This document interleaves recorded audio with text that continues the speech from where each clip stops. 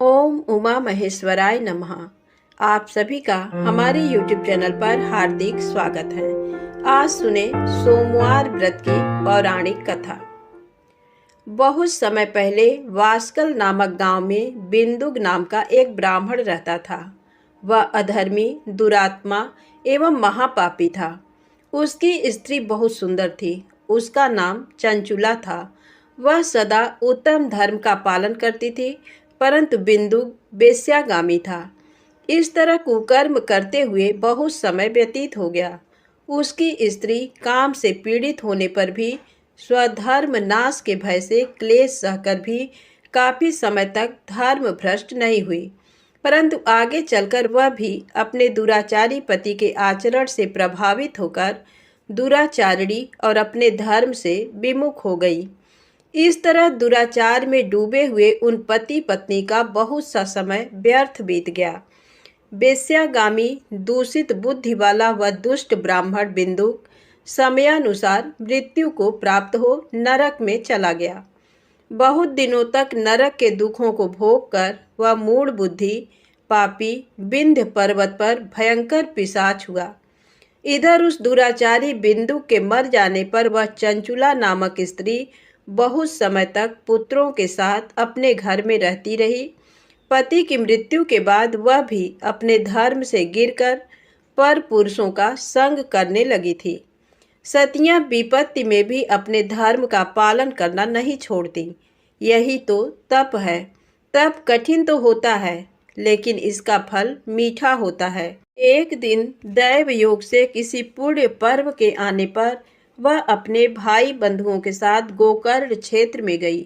उसने तीर्थ के जल में स्नान किया एवं बंधुजनों के साथ यहाँ वहाँ घूमने लगी। घूमते घूमते वह एक देव मंदिर में गई। वहाँ उसने एक ब्राह्मण के मुख से भगवान शिव की परम पवित्र एवं मंगलकारी कथा सुनी। कथावाचक ब्राह्मण कह रहे थे कि जो स्त्रियां व्यभिचार करती हैं, वे मरने के बाद जब यमलोक जाती हैं, तब यमराज के दूत उन्हें तरह तरह से यंत्रणा देते हैं। वे उसके कामांगों को तप्त लौह दंडों से दागते हैं। तप्त लौह के पुरुष से उसका संसर्ग कराते हैं।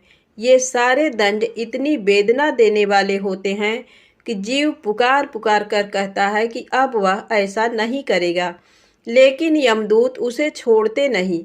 कर्मों का फल तो सभी को भोगना पड़ता है। देव, ऋषि, मनुष्य सभी इससे बंधे हुए हैं। ब्राह्मण के मुख से ये वैराग्य बढ़ाने वाली कथा सुनकर चंचुला भय से व्याकुल हो गई। कथा समाप्त होने पर सभी लोग वहां से चले गए। तब कथा बाँचने वाले ब्राह्मण देवता से चंचुला ने कहा, हे ब्राह्मण, धर्म को न जानने के कारण मेरे द्वारा बहुत बड़ा दुराचार हुआ है। स्वामी, मेरे ऊपर कृपा कर मेरा उद्धार कीजिए। आपके प्रवचन को सुनकर मुझे इस संसार से वैराग्य हो गया है। मुझ मूढ़ चित्त वाली पापिनी को धिक्कार है। मैं निंदा के योग्य हूँ। मैं बुरे विषयों में फंसकर अपने धर्म से विमुख हो गई थी। कौन मुझ जैसी कुमार्ग में मन लगाने वाली पापिनी का साथ देगा? जब यमदूत मेरे गले में फंदा डालकर मुझे बांध कर ले जाएंगे और नरक में मेरे शरीर के टुकड़े करेंगे, तब मैं कैसे उन महायातनाओं को सहन कर पाऊंगी? मैं सब प्रकार से नष्ट हो गई हूँ, क्योंकि अभी तक मैं हर तरह से पाप में डूबी रही हूँ। हे ब्राह्मण, आप मेरे गुरु हैं। आप ही मेरे माता पिता हैं। मैं आपके शरण में आई हूँ। मुझ अबला का अब आप ही उद्धार कीजिए। इस प्रकार विलाप करती हुई चंचुला ब्राह्मण देवता के चरणों में गिर पड़ी। तब ब्राह्मण ने उसे कृपा पूर्वक उठाया और इस प्रकार कहा, नारी, तुम सौभाग्यशाली हो जो भगवान शंकर की कृपा से तुमने वैराग्यपूर्ण ये कथा सुनी। कथा सुनकर समय से अपनी गलती का एहसास कर लिया है। तुम डरो मत और भगवान शिव की शरण में जाओ। उनकी परम कृपा से तुम्हारे सभी पाप नष्ट हो जाएंगे। मैं तुम्हें भगवान शिव की कथा सहित वह मार्ग बताऊंगा जिसके द्वारा तुम्हें सुख देने वाली उत्तम गति प्राप्त होगी। शिव कथा सुनने से तुम्हारी बुद्धि शुद्ध हो गई है और तुम्हें पश्चाताप हुआ है तथा मन में वैराग्य उत्पन्न हुआ है। पश्चाताप ही पाप करने वाले पापियों के लिए सबसे बड़ा प्रायश्चित है। जो मनुष्य अपने कुकर्म के लिए पश्चाताप नहीं करता वह उत्तम गति प्राप्त नहीं करता, परंतु जिसे अपने कुकृत्य पर हार्दिक पश्चाताप होता है वह अवश्य उत्तम गति का भागीदार होता है, इसमें कोई शक नहीं है। शुद्ध चित्त में ही भगवान शिव व पार्वती का वास होता है। वह शुद्धात्मा पुरुष सदा शिव के पद को प्राप्त होता है। इस कथा का श्रवण सभी मनुष्यों के लिए कल्याणकारी है, अतः इसकी आराधना व सेवा करनी चाहिए। हे ब्राह्मण पत्नी, तुम अन्य विषयों से अपने मन को हटाकर भगवान शंकर की इस परम पावन कथा को सुनो। इससे तुम्हारे चित्त की शुद्धि होगी और तुम्हें मोक्ष की प्राप्ति होगी। जो मनुष्य निर्मल हृदय से भगवान शिव के चरणों का चिंतन करता है उसकी एक ही जन्म में मुक्ति हो जाती है। ये कहकर वे ब्राह्मण चुप हो गए। उनका हृदय करुणा से भर गया। वे ध्यान में मग्न हो गए। ब्राह्मण का ये उपदेश सुनकर चंचुला के नेत्रों में आनंद के आंसू छलक आए। वह हर्ष भरे हृदय से ब्राह्मण देवता के चरणों में गिर गई और हाथ जोड़कर बोली, मैं कृतार्थ हो गई। हे ब्राह्मण, शिव भक्तों में श्रेष्ठ स्वामीन, आप धन्य हैं। आप परमार्थदर्शी हैं और सदा परोपकार में लगे रहते हैं। साधो, मैं नरक के समुद्र में गिर रही हूँ, कृपा कर मेरा उद्धार कीजिए। जिस पौराणिक व अमृत के समान कथा की बात आपने की है उसे सुनकर ही मेरे मन में वैराग्य उत्पन्न हुआ है। उस अमृतमयी कथा को सुनने के लिए मेरे मन में बड़ी श्रद्धा हो रही है। कृपया आप मुझे उसे सुनाइए। कथा सुनने की इच्छा मन में लिए हुए चंचुला उन ब्राह्मण देवता की सेवा में वहीं रहने लगी। उस गोकर्ण नामक महाक्षेत्र में उन ब्राह्मण देवता के मुख से चंचुला भगवान शिव की भक्ति, ज्ञान और वैराग्य बढ़ाने वाली और मुक्ति देने वाली परम उत्तम कथा सुनकर कृतार्थ हुई। उसका चित्त शुद्ध हो गया। वह अपने हृदय में शिव के सगुण रूप का चिंतन करने लगी। वह सदैव शिव के सच्चिदानंदमय स्वरूप का स्मरण करती थी। तत्पश्चात अपना समय पूर्ण होने पर चंचुला ने बिना किसी कष्ट के अपना शरीर त्याग दिया। उसे लेने के लिए एक दिव्य विमान वहां पहुंचा। ये विमान शोभा साधनों से सजा था एवं शिवगणों से सुशोभित था। चंचुला विमान से शिवपुरी पहुंची। उसके सारे पाप धुल गए। वह दिव्यांगना हो गई। वह गौरांगी देवी मस्तक पर अर्धचंद्र का मुकुट व अन्य दिव्य आभूषण पहने शिवपुरी में पहुंची। वहां उसने सनातन देवता त्रिनेत्रधारी महादेव शिव को देखा। सभी देवता उनकी सेवा में भक्तिभाव से उपस्थित थे। उनकी अंग कांति करोड़ों सूर्यों के समान प्रकाशित हो रही थी।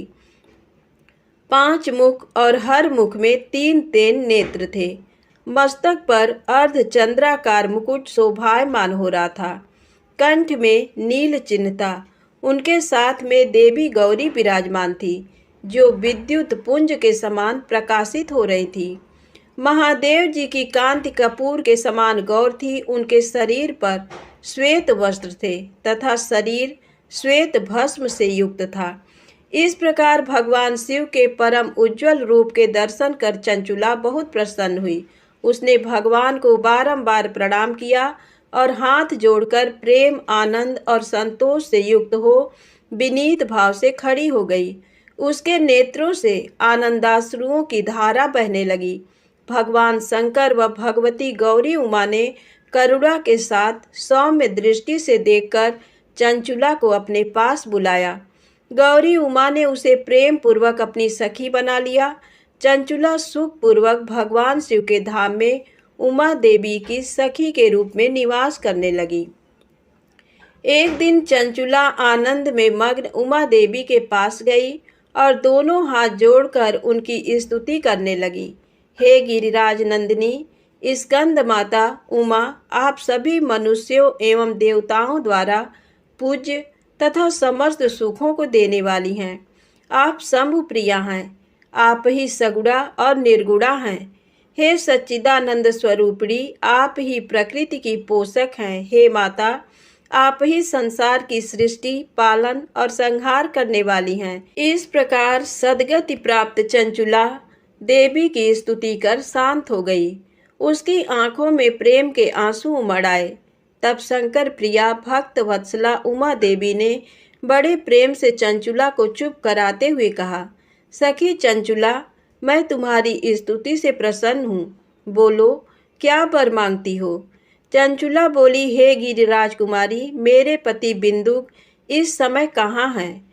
उनकी स्थिति कैसी है, मुझे बताइए और कुछ उपाय कीजिए ताकि हम फिर से मिल सकें। हे महादेवी, मेरे पति एक शूद्र जाति वेश्या के प्रति आसक्त थे और पाप में ही डूबे रहते थे।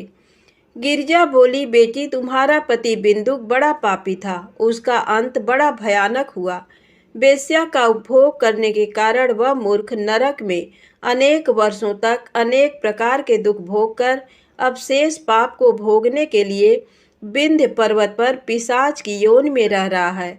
वह दुष्ट वहीं वायु पीकर रहता है और सब प्रकार के कष्ट सहता है। गौरी देवी की ये बात सुनकर चंचुला अत्यंत दुखी हो गई। फिर मन को किसी तरह स्थिर करती हुई दुखी हृदय से माँ गौरी से उसने एक बार फिर पूछा, हे महादेवी, मुझ पर कृपा कीजिए और मेरे पापी पति का अब उद्धार कर दीजिए। कृपा करके मुझे वह उपाय बताइए जिससे मेरे पति को उत्तम गति प्राप्त हो सके। गौरी देवी ने कहा, यदि तुम्हारा पति भगवान शिव की पुण्यमयी उत्तम कथा सुने तो वह इस दुर्गति को पार करके उत्तम गति का भागी हो सकता है। अमृत के समान मधुर गौरी देवी का ये वचन सुनकर चंचुला ने दोनों हाथ जोड़कर मस्तक झुकाकर उन्हें बारंबार प्रणाम किया तथा प्रार्थना की कि मेरे पति को भगवान शिव की कथा सुनाने की व्यवस्था कीजिए। ब्राह्मण पत्नी चंचुला के बार बार प्रार्थना करने पर शिव प्रिया गौरी देवी ने भगवान शिव की महिमा का गान करने वाले गंधर्वराज तुम्बुरु को बुलाकर कहा, तुम्बुरो, तुम्हारी भगवान शिव में प्रीति है। तुम मेरे मन की सभी बातें जानकर मेरे कार्यों को सिद्ध करते हो। तुम मेरी इस सखी के साथ विंध्य पर जाओ। वहाँ एक महाघोर और भयंकर पिशाच रहता है। पूर्व जन्म में वह पिशाच बिंदुक नामक ब्राह्मण मेरी इस सखी चंचुला का पति था। वह वेश्यागामी हो गया था। उसने स्नान, संध्या आदि नित्य कर्म छोड़कर अपवित्र रहने लगा। क्रोध के कारण उसकी बुद्धि भ्रष्ट हो गई। दुर्जनों से उसकी मित्रता तथा सज्जनों से द्वेष बढ़ गया था। वह अस्त्र शस्त्र से हिंसा करता, लोगों को सताता और उनके घरों में आग लगा देता था। चांडालों से दोस्ती करता, वह रोज वेश्या के पास जाता था। पत्नी को त्याग कर दुष्ट लोगों से दोस्ती कर उन्हीं के संपर्क में रहता था। वह मृत्यु तक दुराचार में फंसा रहा। मृत्यु के बाद उसे पापियों के भोग स्थान यमपुर ले जाया गया। वहाँ घोर नरकों को सहकर इस समय वह विंध्य पर पिशाच बनकर रह रहा है और पापों का फल भोग रहा है। तुम उसके सामने परम पुण्यमयी पापों का नाश करने वाली भगवान शिव की दिव्य कथा का प्रवचन करो। इस कथा को सुनने से उसका हृदय सभी पापों से मुक्त होकर शुद्ध हो जाएगा और वह प्रेत योनि से मुक्त हो जाएगा। दुर्गति मुक्त होने पर उस बिंदुक नामक पिशाच को विमान पर बिठाकर तुम भगवान शिव के पास ले आना। माँ उमा का आदेश पाकर गंधर्वराज तुम्बरो प्रसन्नता पूर्वक अपने भाग्य की सराहना करते हुए चंचुला को साथ लेकर विमान से पिशाच के निवास स्थान विंध्य पर्वत पर गया। वहां पहुंचकर उसने उस विकराल आकृति वाले पिशाच को देखा। उसका शरीर विशाल था, उसकी ठोड़ी बड़ी थी। वह कभी हंसता, कभी रोता, कभी उछलता था। महाबली तुम्बरों ने बिंदुक नामक पिशाच को पासों से बांध लिया। उसके पश्चात तुम्बरों ने कथा बाँचने के लिए स्थान तलाश कर मंडप की रचना की। शीघ्र इस बात का पता लोगों को चल गया कि एक पिशाच के उद्धार हेतु देवी पार्वती की आज्ञा से तुम्बरो भगवान शिव की कथा सुनाने विंध्य पर्वत पर आया है। उस कथा को सुनने के लोभ से बहुत से देवर्षि वहां पहुंच गए। सभी को आदर पूर्वक स्थान दिया गया। पिशाच बिंदुक को पांसों में बांधकर आसन पर बिठाया गया और तब तुम्बरू ने परम उत्तम भगवान शिव की अमृत कथा का गान शुरू किया, जिससे सभी श्रोता कृतार्थ हो गए। परम पुण्यमय कथा को सुनकर पिशाच सभी पापों से मुक्त हो गया और उसने पिशाच शरीर का त्याग कर दिया। शीघ्र ही उसका रूप दिव्य हो गया। उसका शरीर गौर वर्ण का हो गया। शरीर पर श्वेत वस्त्र एवं पुरुषों के आभूषण आ गए। इस प्रकार दिव्य देहधारी होकर बिंदुक अपनी पत्नी चंचुला के साथ स्वयं भी भगवान शिव का गुणगान करने लगा। उसे इस दिव्य रूप में देखकर सभी को बहुत आश्चर्य हुआ। उसका मन परम आनंद से परिपूर्ण हो गया। सभी भगवान महेश्वर के अद्भुत चरित्र को सुनकर कृतार्थ हो उसका यशोगान करते हुए अपने अपने धाम को चले गए। बिंदुक अपनी पत्नी चंचुला के साथ विमान में बैठकर शिवपुरी की ओर चल दिया। महेश्वर के गुणों का गान करता हुआ बिंदुक अपनी पत्नी चंचुला व तुम्बरू के साथ शीघ्र ही शिवधाम पहुंच गया। भगवान शिव व देवी पार्वती ने उसे अपना पार्षद बना लिया।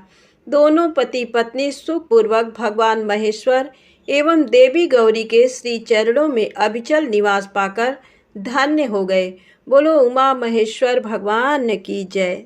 एक समय की बात है, किसी नगर में एक साहूकार रहता था। उसके घर में धन की कोई कमी नहीं थी, लेकिन उसकी कोई संतान नहीं थी। इस कारण वह बहुत दुखी था। पुत्र प्राप्ति के लिए वह प्रत्येक सोमवार व्रत रखता था और पूरी श्रद्धा के साथ शिव मंदिर जाकर भगवान शिव और पार्वती जी की पूजा करता था। उसकी भक्ति देखकर एक दिन माँ पार्वती प्रसन्न हो गई और भगवान शिव से उस साहूकार की मनोकामना पूर्ण करने का आग्रह किया। पार्वती जी की इच्छा सुनकर भगवान शिव ने कहा कि हे पार्वती, इस संसार में हर प्राणी को उसके कर्मों का फल मिलता है और जिसके भाग्य में जो हो उसे भोगना ही पड़ता है। लेकिन पार्वती जी ने साहूकार की भक्ति का मान रखने के लिए उसकी मनोकामना पूर्ण करने की इच्छा जताई। माता पार्वती के आग्रह पर शिव जी ने साहूकार को पुत्र प्राप्ति का वरदान तो दिया, लेकिन साथ ही ये भी कहा कि उसके बालक की आयु केवल 12 वर्ष होगी।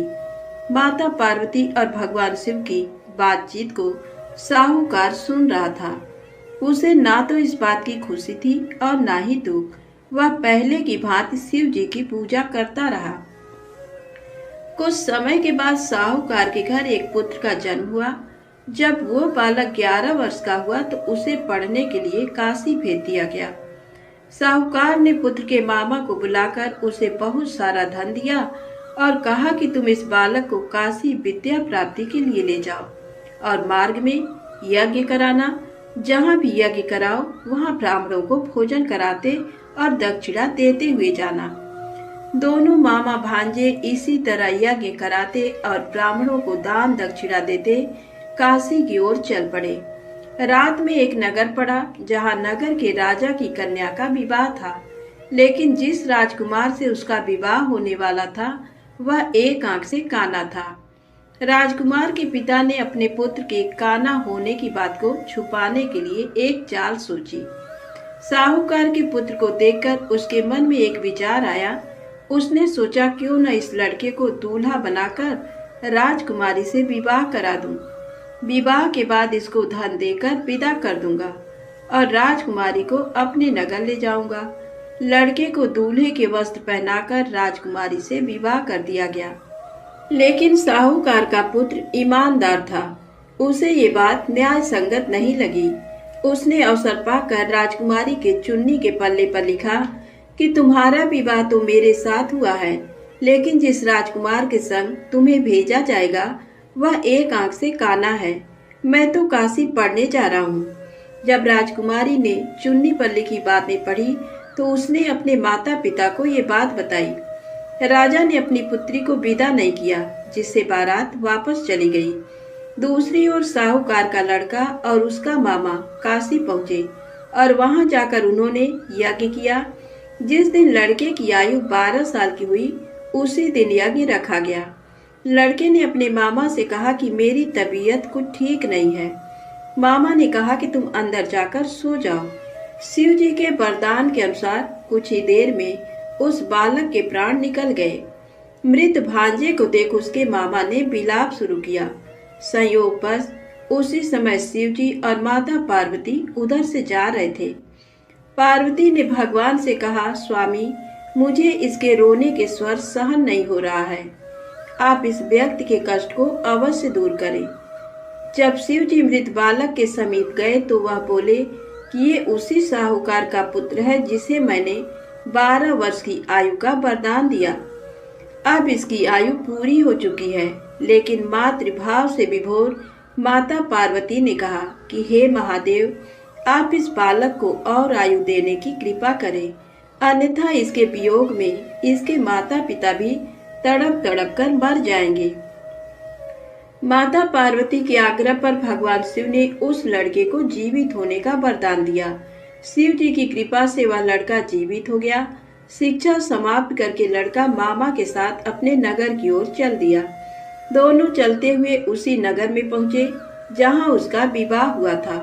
उस नगर में भी उन्होंने यज्ञ का आयोजन किया। उस लड़के के ससुर ने उसे पहचान लिया और महल में ले जाकर उसकी खातिरदारी की और अपनी पुत्री को विदा किया। इधर साहूकार और उसकी पत्नी भूखे प्यासे रहकर बेटे की प्रतीक्षा कर रहे थे। उन्होंने प्रण कर रखा था कि यदि उन्हें अपने बेटे की मृत्यु का समाचार मिला तो वह भी प्राण त्याग देंगे। परंतु अपने बेटे के जीवित होने का समाचार पाकर वह बेहद प्रसन्न हुए। उसी रात भगवान शिव ने व्यापारी के स्वप्न में आकर कहा, हे श्रेष्ठी, मैंने तेरे सोमवार के व्रत करने और व्रत कथा सुनने से प्रसन्न होकर तेरे पुत्र को लंबी आयु प्रदान की है। इसी प्रकार जो कोई सोमवार व्रत करता है या कथा सुनता और पढ़ता है, उसके सभी दुख दूर होते हैं और समस्त मनोकामनाएं पूर्ण होती हैं। प्रेम से बोले शंकर भगवान की जय हो। अब आइए सुने भगवान शिव की दूसरी कथा, बैजू के भोले बाबा बैजनाथ। बैजू निहायत ही सीधा और सरल इंसान सवेरे शाम जानवर चराता और बाकी का समय मंदिर की साफ सफाई में। एक बार पुजारी बाबा 2 महीने के लिए तीर्थ पे जा रहे थे। बैजू को बुलाया और कहा, बैजू, मंदिर की सारी जिम्मेदारी तुम्हारे ऊपर है और एक बार भोलेनाथ को भोग लगाए बिना खुद भोजन मत ग्रहण करना। बैजू दूसरे दिन नहा धो के जैसे तैसे बन पड़ा। भोजन तैयार कर भोलेनाथ के सामने थाली लेके हाजिर। बाबा, भोजन कर लो। बाबा टस से मस नहीं। सवेरे से शाम हो गई, ना बाबा ने भोजन ग्रहण किया और ना ही बैजू ने।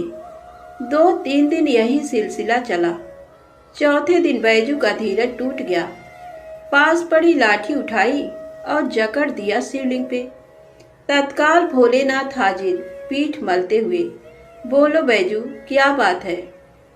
बैजू बोला, 4 दिन से तुम्हारे चक्कर में बिना कुछ खाए पिए गुहार लगाए रहे हैं, सुनाई नहीं पड़ा और लाठी जकड़ा नहीं के हाजिर। चलो भोजन करो तो हमहु कुछ खाई। बेचारे भोलेनाथ पीठ मलते चुपचाप आनंद के अतिरेक में डूबे, कच्चा पक्का जैसा भी था खाने लगे। अब बैजू बोला, बाबा, बड़ा कस के लगा है, रुको तुम भोजन करो। कहते हुए बैजू अंदर जाके चंदन लेकर आया, भोलेनाथ के पीठ पे लगाने लगा। भोजन के बाद भोलेनाथ चलने लगे तो बैजू बोला, कल शाम से आ जाइयो, ठीक है ना? बाबा ने कहा, हाँ हाँ बैजू, कल टाइम से आ जाएंगे। अगले दिन भोलेनाथ माता पार्वती के साथ विराजमान। बैजू बोला, बाबा, ये कौन है आपके साथ? तब बाबा ने कहा, तुम्हारी अम्मा है, माता अन्नपूर्णा। बैजू ने कहा, आओ आओ अम्मा। तुरंत बेचारा भाग के दरी ले आया, बिछाया, अंदर से 2 थाली में भोजन लेके हाजिर। बाबा ने पूछा, बैजू, तुम्हारे लिए भोजन बचा है ना? बैजू क्या बताता, बोला, हाँ बाबा, चिंता ना करो, बहुत है। आनंद में डूबे अश्रुपूरित नेत्रों से भोजन खत्म किया। तीसरे दिन फिर माता पार्वती के साथ विराजमान, वो भी समय से पहले। बैजू हकबकाया, बाबा आज इतनी जल्दी? माता पार्वती मुस्कुराई, बोली बैजू आज खाना मैं बनाऊंगी। लाख मना करने के बावजूद बैजू की एक ना चली। माता पार्वती ने भोजन तैयार किया और 3 थाली में सजा के ले आई। भोजन शुरू। बैजू ने तो जिंदगी में ऐसा स्वादिष्ट भोजन किया न था, लेकिन भगवान शिव वही भाव व प्रेम के भूखे भोलेनाथ ने पार्वती मैया से कहा, शिवा। माता ने कहा, हाँ स्वामी, आज भोजन में आनंद नहीं आ रहा है। माता की आंखों से आंसू निकल रहे थे। सच स्वामी, ना वो स्वाद है ना वो रस। धन्य है माता अन्नपूर्णा, जिनके नाम मात्र से भोजन में मिठास बढ़ जाए। उनको खुद का बनाया भोजन बेस्वाद लग रहा था। 2 महीनों का भोग सामग्री और कहाँ 3 आदमी का भोजन। बेचारे बैजू को अपने जानवर तक बेच देने पड़े। किन्हीं कारणवश पुजारी बाबा बजाय 2 महीनों के 1 महीने के अंदर ही तीर्थ से वापस आ गए। पुजारी बाबा ने बैजू को बुलाया और कहा, बैजू भोलेनाथ को समय से भोग लगाता था ना? बैजू ने कहा, हाँ पुजारी बाबा, पर बाबा तुम तो कहत रहे हो कि वो अकेले आएंगे, पर वो तो माता अन्नपूर्णा के साथे आवत रहें और दोनों जने कस के भोजनों करत रहें। हमका आपन जानवर तक बेचे के पड़ा। पुजारी बाबा अपलक बैजू को निहार रहे थे। जानते थे कि ये झूठ बोल नहीं सकता, तो क्या भोलेनाथ माता पार्वती के साथ आते थे? तब बाबा ने कहा, बैजू आज तुम फिर भोग लगाओ, देखें कौन कौन आता है। बैजू बेचारा समय से भोजन लेके हाजिर। बुलाना शुरू। काहे को भोलेनाथ आए? बुलाते बुलाते थक गया, पर ना भोलेनाथ को आना था ना वो आए। बाबा बाबा लाठी ना उठाऊंगा, चाहे तुम आओ या ना आओ, लाठी ना उठाऊंगा बाबा, लाठी ना उठाऊंगा। बस शिवलिंग पकड़ के रोए जा रहा था और यही बोल रहा था, बाबा लाठी ना उठाऊंगा। तभी अचानक आवाज आई, बैजू आंखें खोलो बैजू, हम आ गए, आंखें खोलो बैजू। सामने ही माता पार्वती और भोलेनाथ विराजमान थे। लिपट गया चरणों में, माँ बाबा जो आज तुम न आते तो जान दे देता मैं अपनी। भोलेनाथ ने बैजू को हृदय से लगाया। बोले, बैजू बेमोल विज्ञा तेरे हाथों में। सुन, आज से मुझसे पहले लोग तेरा नाम लेंगे, फिर मेरा। आगे बैजू, पीछे नाथ, बैजनाथ। तो प्रेम से बोले, बाबा बैजनाथ जी की जय हो। भगवान शिव माता पार्वती की तीसरी कहानी।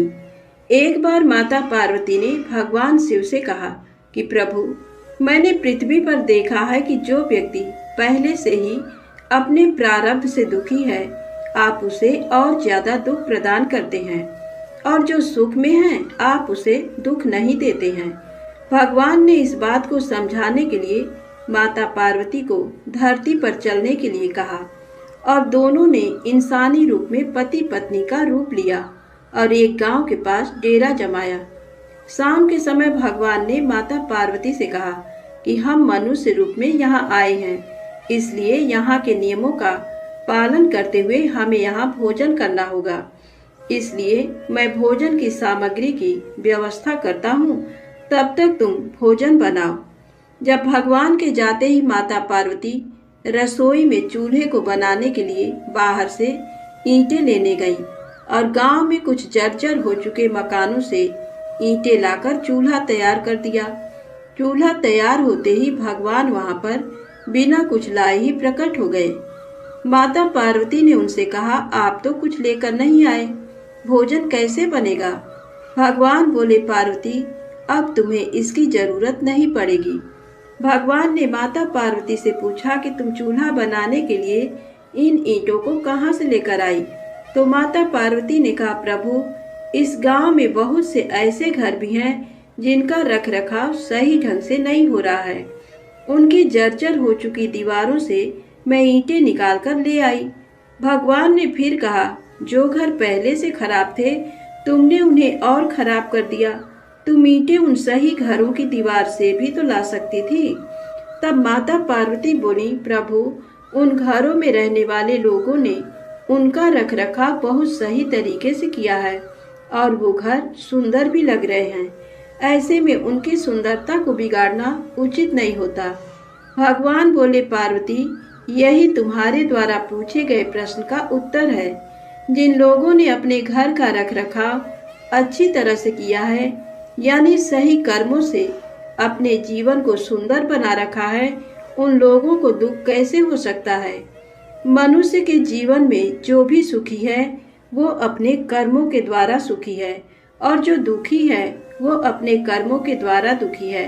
इसलिए हर एक मनुष्य को अपने जीवन में ऐसे ही कर्म करने चाहिए कि जिससे इतनी मजबूत व खूबसूरत इमारत खड़ी हो जाए, कभी भी कोई भी उसकी एक ईंट भी निकालने ना पाए। प्रेम से बोले शंकर भगवान की जय हो। आइए सुने गणेश जी की कहानी। एक गांव था जिसमें एक सेठ जी अपने परिवार के साथ रहते थे। सेठ जी का गांव के पास के ही शहर में बड़ा व्यापार था। सेठ जी गणेश जी की पूजा श्रद्धा एवं विश्वास से करते थे, जिससे सेठ जी के घर में अन्न धन के भंडार सदैव ही भरे रहते थे। उनके जीवन में किसी भी प्रकार की कोई कमी नहीं थी। नित्य प्रतिदिन नियम अनुसार रोज वो नदी पर नहाने जाते और आकर गणेश जी की पूजा करते, उन्हें भोग लगाते, फिर स्वयं भोजन करते थे। ये बात सेठानी जी को अच्छी नहीं लगती थी। वो धार्मिक नहीं थी और ईश्वर में इतना विश्वास नहीं रखती थी। एक बार सेठानी जी ने सोचा कि ये इतना गणेश जी को मानते हैं, गणेश जी की पूजा करते हैं, इससे होता क्या है, आज तो देखती हूँ वो कैसे गणेश जी की पूजा करते हैं। अगले दिन जब सेठ जी नदी पर नहाने जाते हैं तो सेठानी जी गणेश जी की मूर्ति को उठाकर मूर्ति को कपड़े से ढककर बगीचे में जमीन में दबा देती हैं। जब सेठ जी नदी पर से नहाकर घर आते हैं और देखते हैं कि गणेश जी की मूर्ति तो मंदिर में नहीं है, तो वो सेठानी से पूछते हैं, गणेश जी की मूर्ति मंदिर में नहीं है, कहाँ गई? तो सेठानी जी बोलती है, मुझे नहीं मालूम, मूर्ति को घर में बहुत ढूंढते हैं उस दिन, क्योंकि वो गणेश जी को भोग नहीं लगा पाए थे। इसके लिए सेठ जी ने अन्न जल का भी त्याग कर दिया और गणेश जी से प्रार्थना करने लगे कि हे प्रभु, लगता है आप मुझसे रुष्ट हो गए हो और कहीं चले गए हो। आप अपनी कृपा दृष्टि मुझ पर बरसाइए, प्रभु मुझे दर्शन दीजिए। सेठ जी ने मन ही मन सोचा कि अब से जब तक आप मुझे मिल नहीं जाते, मुझे दर्शन नहीं दे देते, तब तक मैं अन्न जल का त्याग करता हूँ। वो दिन पूरा निकल गया। रात्रि में सेठ जी की भक्ति से प्रसन्न होकर गणेश जी भगवान ने स्वप्न में भगवान एक छोटे से चूहे के साथ खेल रहे होते हैं और चूहे को खाने को लड्डू देते हैं। चूहा लड्डू लेकर बगीचे में जाता है और जमीन को खोदता है और लड्डू वहीं डाल देता है। अचानक सेठ जी की नींद खुल जाती है। सेठ जी बगीचे में जाते हैं और वहीं खोदते हैं जहां उन्होंने सपने में देखा था, और वहीं से उनको थोड़ी सी जमीन खोदने पर कपड़े में लिपटे हुए गणेश जी की मूर्ति मिलती है। सेठ जी गणेश जी की मूर्ति की पूजा करके उनको यथास्थान स्थापित करते हैं और सेठानी के पूछने पर सारा वृत्तांत उन्हें सच सच बताते हैं। बात को जानकर सेठानी जी को आश्चर्य होता है और सेठानी जी मन ही मन श्रद्धा एवं विश्वास से गणेश जी भगवान की भक्त बन जाती हैं और सेठ जी से कहती हैं कि मुझसे बड़ा भारी अपराध हो गया है। अब हम दोनों पति पत्नी प्रेम सहित गणेश जी भगवान की आराधना करेंगे एवं उनकी पूजा में कभी कोई कमी नहीं आने देंगे। ये सुनकर सेठ जी अत्यधिक प्रसन्न हो जाते हैं और दोनों पति पत्नी गणेश जी भगवान को धन्यवाद करते हैं। प्रेम से बोलें गणेश जी महाराज की जय हो। आपको कथा अच्छी लगी हो तो प्लीज लाइक अवश्य करें, चैनल को सब्सक्राइब करें, ज्यादा से ज्यादा शेयर करें। जय माता दी, जय भोलेनाथ।